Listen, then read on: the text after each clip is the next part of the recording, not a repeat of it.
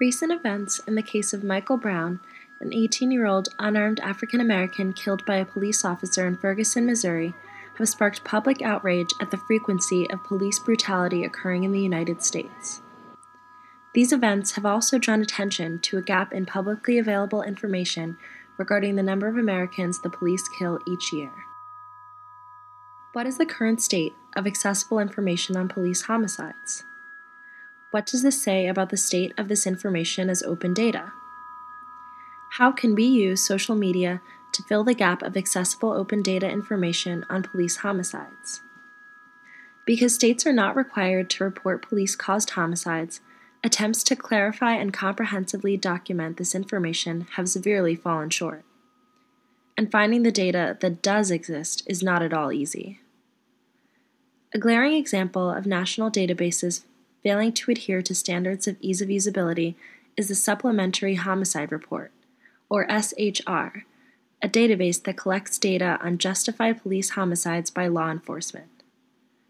The SHR is presented on data.gov as part of the U.S. Open Government Data effort, and we fairly assumed that the SHR database could be efficiently and easily retrieved from governmental agency websites.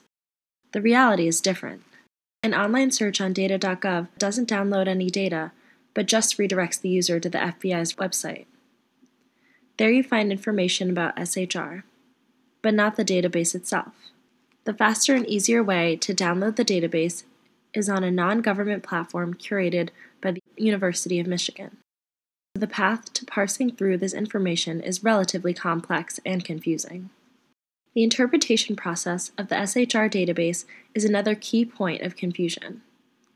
The codebook provided by the FBI along with the SHR database contains all the directions needed to make sense of the data.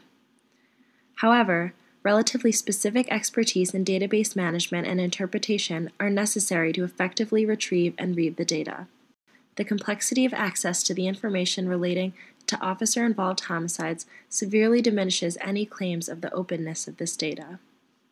We've collected other information on homicides by law enforcement from federal databases maintained by the CDC, the National Institute of Justice, and the Bureau of Justice. Once we limited the data to the local level of Los Angeles County, we found inconsistencies in these databases. One discrepancy we have noted is that the LA Times homicide report shows 39 murders in the category Only Officer Involved for 2012. SHR, on the other hand, quotes 33 murders from 2012. 6 people are unaccounted for. How do we make sense of this discrepancy in the numbers? We have chosen a hybrid participatory research methodology. Currently, we are mining data from social media to provide qualitative and quantitative information on the gaps that exist in the databases. We've invited the community to participate in the organization and visualization of the data we have gathered from the databases.